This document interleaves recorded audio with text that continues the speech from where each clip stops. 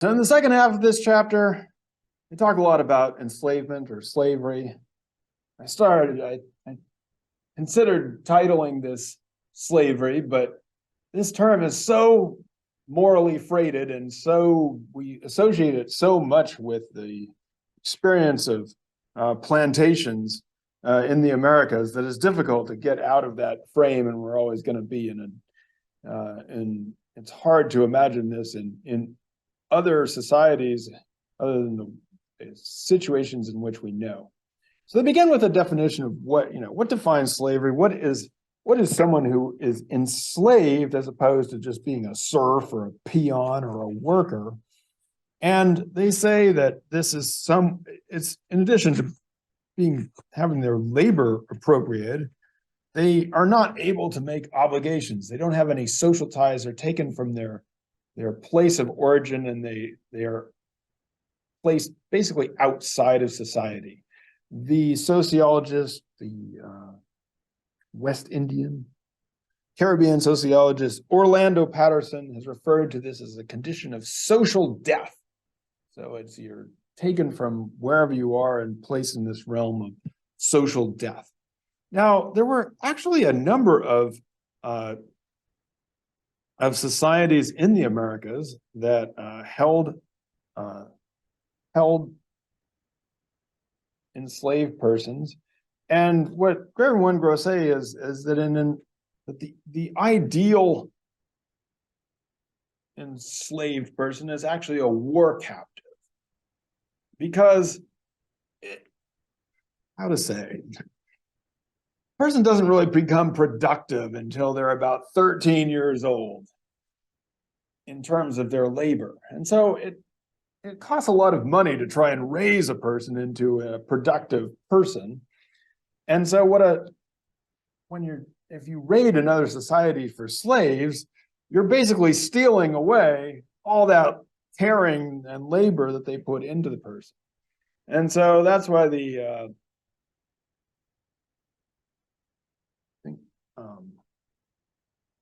Brazilian anthropologist, or Fernando Santos-Granero, calls these capturing societies.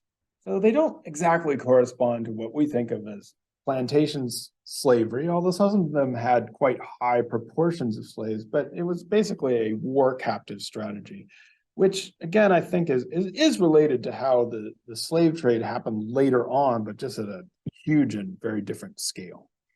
One of the things that this actually then ends up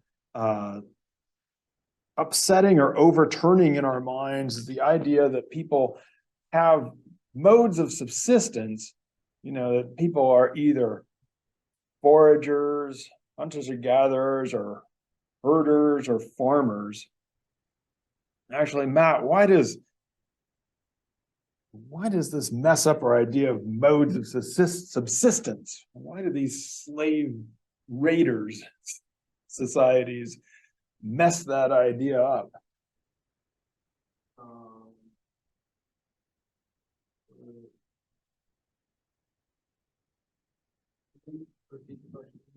So we usually classify people, we have the hunter-gatherers, and they're roaming around, and then they get their subsistence from hunting and gathering, and we have herders, or we have farmers who are producing food, and we classify people. But then you have these societies that raid others for people. Yeah.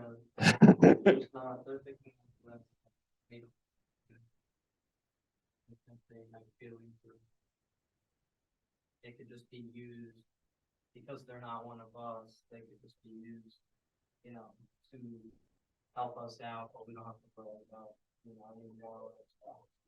Yeah, and it certainly the whole idea that you can have societies that are classified as these different stages or different production systems. Here's an example of the Waikuru in Paraguay, who were hunters and gatherers who would go in and steal stuff from the farmers. So, they'd be hunting and gathering, but then they'd just go steal a bunch of corn and slaves, and they were like ruling over poor farmers there. So it's like, how are you supposed to even classify these societies? You can't. It messes you up with our neat classification systems.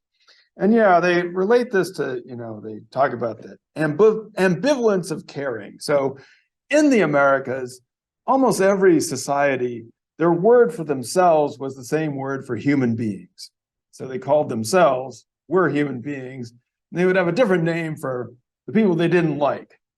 And a lot of the names that we have for indigenous societies today come because the Europeans came and asked, well, what do you call those people? And they'd be like, well, those people are called the Eskimo, which means the people we hate that aren't even people. But anyway, they say that, in these societies, they consider themselves to be proper human beings, and they like to be able to capture people and turn them as kids into proper human beings. But when it came to slaves, as Matt said, slaves don't get to be people. They don't get to be persons in this society. They have to work for other people. And you have this initial act of violence transformed into this then weird, ambivalent, caring relationship. It's, again, hard to wrap our mind, but, the Amazonian peoples apparently would talk about them kind of like the same way they would talk about captured pets, which, again, I'm not saying this is good. I'm just saying this is like the way the schema was. Now, the question is, turning back to why people had raided for slaves in the Northwest, but not south of the Klamath River, there has been one explanation proposed, or the people who talk about this are known as the optimal foraging theory, which is basically the idea that people are going to figure out in their environment what is best for them in terms of labor and efficiency and all those things, and do the best thing as you go around. Now, the funny thing is that in California, they spent a lot of time gathering acorns and pine nuts, which is a little bit weird because you think about acorns and pine nuts, how much, well, let's just say they're really small and it's really hard to process all those things, and you have to process them. It takes a lot of time. It doesn't make any sense to be gathering all these acorns and pine nuts, and it just, especially it occurs when you can do what? You can fish. Why didn't they just fish? They're in freaking California, man. There's these fish coming up. You could just fish. And not only could you just fish, it's not even like you said where you sit around fishing. Fishing is a whole different when you got salmon.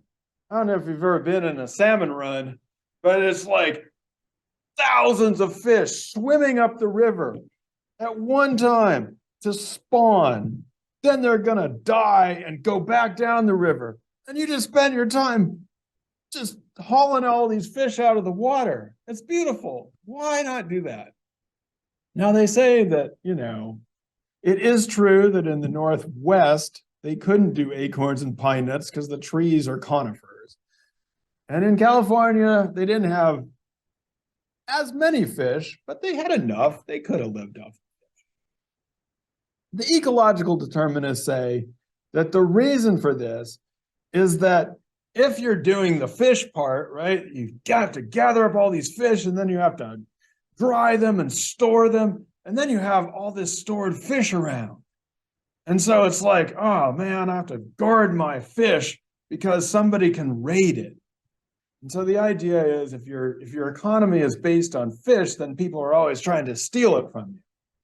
Whereas if your economy is based on pine nuts and acorns, nobody wants to steal them because you can't store them and you'd have to process them anyway. So what would be the point? So the idea is, in this sort of optimal foraging theory model, is that the Northwest societies developed slavery because they were raiding each other for the fish, and you got some people along the way. The problem with this is that people weren't raiding each other for fish because they didn't have any way to pack the fish out. Wouldn't make sense. The raids weren't for fish. So we actually have to discard the ecological determinism model.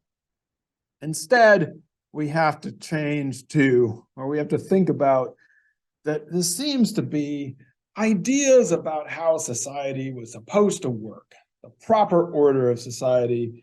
And it seems related to ideas the Northwest coast, those somewhat like mafia dons that Matt's told us about, had about themselves. Gabe, what do the Northwest coast nobles never want to do? They didn't want to work. They wouldn't work because if they worked, then they wouldn't be noble anymore. Makes sense. I agree.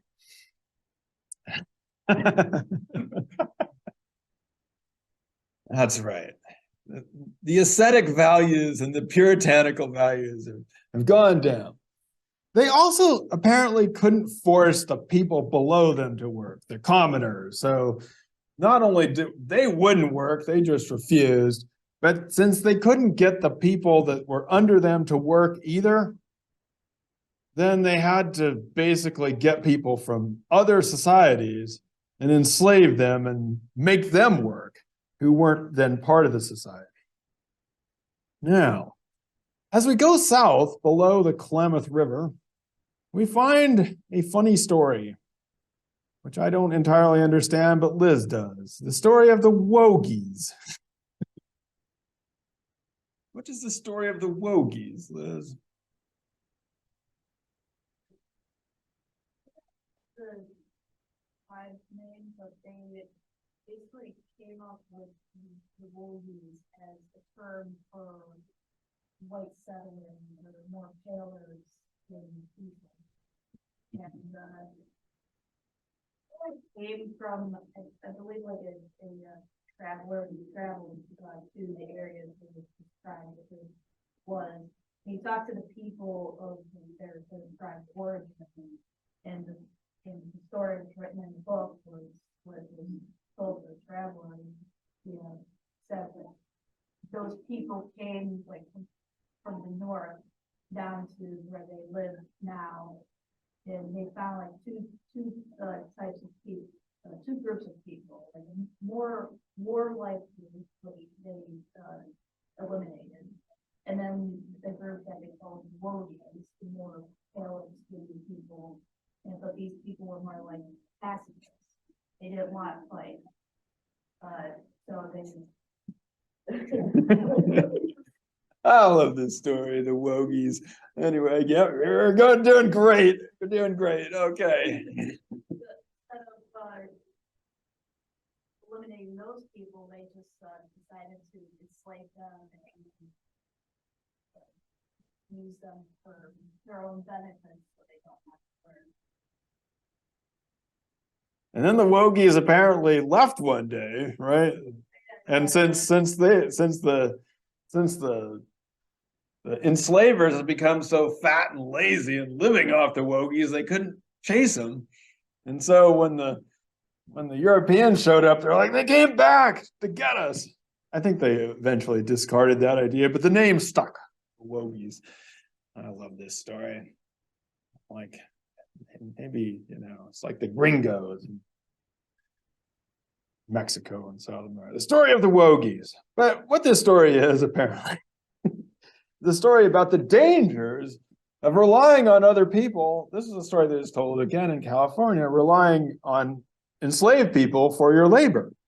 And so what Graeber and Wengrow says is that, what happens south of the Klamath River is that in this area, what we now call California, they had these institutions which would shield them against the raiding and against enslavement. And the story of the Wogies is a morality tale about how that's what you don't want to be, is to get fat and lazy because of your slaves. And one of the institutions they talk about is on page 200, where there was apparently if you did capture somebody, you were required to make payment as if that person had been murdered.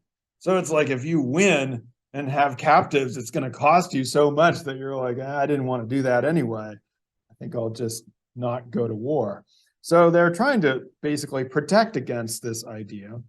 And then, as Graeber and Wengrow put it, you have this shatter zone, and then there's a schismogenetic process ensued, which is to say that they start to separate from each other in terms of their values, to the point where you have a conscious inversion of values between these two societies.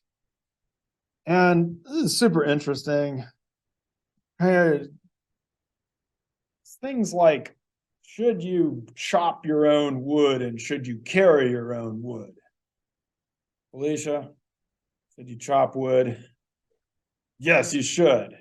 Wait, who said that? Who's the choppers of wood and the carriers of wood?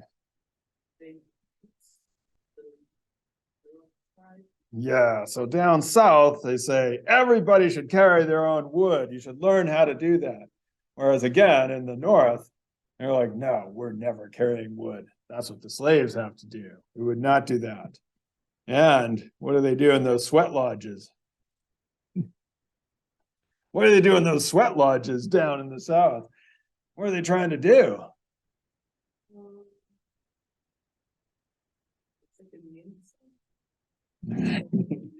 Yeah, they're trying to get thin, man. They want to make sure their bodies are, free of all that stuff. Remember, they're trying not to overeat or indulge. Whereas at the potlatch, they're like pouring blubber all over themselves and oiling up and eating all this fat and blubber and grease. They also, apparently in the South, had a figure of the clown who would go around and basically act like a glutton. And according to Graeber and Wengrow, that would be a parody of, those people up north that you don't want to become. So,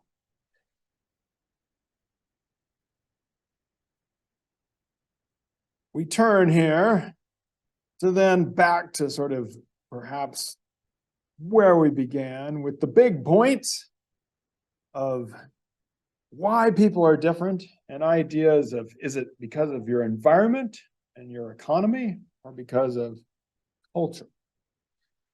In environmental determinism, let's say people that gather acorns are different than the people who fish. People are kind of like robots over the long term. I mean, they do interesting things, but over the long term, they're going to adjust themselves to their environment and basically do what their environment tells them to do or do what their social organization eventually tells them to do. Anthropologists say, no, people are strange and different, but it's because of culture. And as Graeber and Wengrow put it, the problem is that culture can also be very deterministic. It's like it doesn't explain why people are different. It basically says that, it's random, it's history, it's historical particularism. And so both of these explanations can be quite deterministic in the sense that people are just playing out a part. They are not, they are robots of their culture or of their environment. Now, Graeber and Wengrow said that both of these ideas are somewhat correct. Sure, I mean, environment and what you can grow and process and your economy is going to matter. At the same time, your cultural values and what your language is can be pretty random. It doesn't necessarily have a why to it. But they want to make a place for what is called freedom or human agency.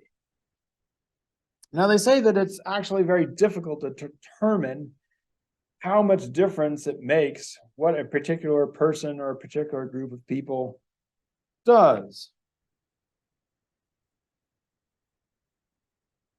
So I guess one could use, well, they use the example of would history have turned out different if Spain had never conquered Mexico? And certainly that would have been different, but let's take a different example, like Christopher Columbus. Let us say that you had a time machine and you could go back and keep Christopher Columbus in Genoa He never leaves. He never sails the ocean blue. How much would that change things?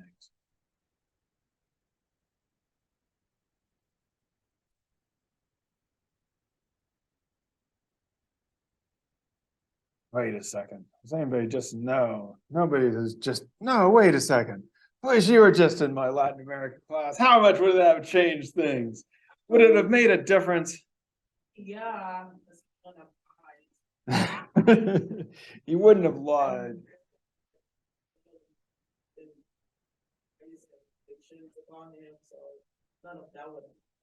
Well, true, but somebody else would have done it, right? And you know, he was just one person who happened to be the first to stumble out there. In 10 years, within 10 years, somebody else would have done it, and then they would have probably done all those lies and stuff like that. So it's hard to tell how much difference any one person or any one event makes. And it's also easy to overdo it on the freedom and human agency. The example they give, which is a good one, which is, hey man, the reason I'm successful is because I made the best choices. And the reason you're poor is because you made bad choices, right? So easy to overdo the human agency. They say that perhaps Marx put it best. That would be our friend Karl Marx.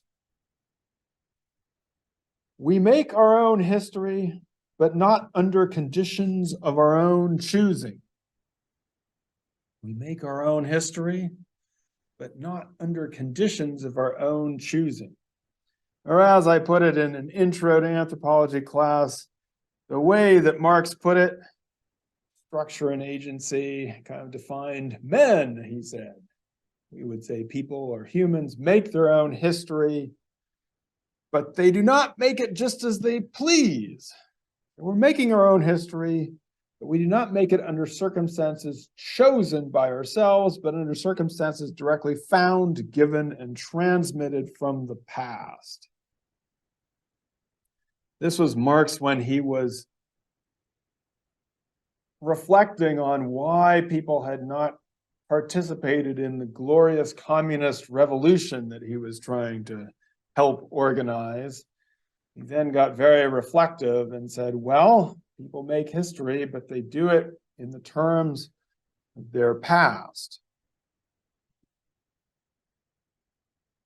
Skip the next sentence for now. In this class, or I mean in Graeber and Wengrow's book, they want to at least make us think about freedom and human agency.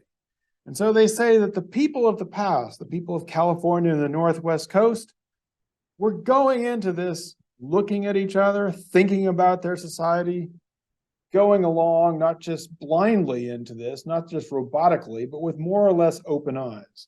Where you have on the one side, you have this ambitious, mafia-like aristocracy who was unable to coerce their free subjects. And then on the other side, you have this area in which the violence keeps spreading until you get down to this place where they're like, wait a second, we don't want this. And then we're going to set ourselves up against these others in a schismogenetic process. So I think that's a good place to kind of summarize this chapter as a kind of transition chapter as people are coming out of the Ice Age into these more smaller, but still pretty porous culture areas. We're in a before agriculture phase, and you see all these different types of social and political relationships develop and people thinking about them and changing their ways. And then when we come back from break, we'll take up chapter 6, which really starts to talk about the origins of farming. So we made it. We did it. Happy halfway through. Huh? I said this is the last class. This isn't the last class of the semester. That wasn't just the finale. I know, it's hard to believe. That should be it, right? It should be all done.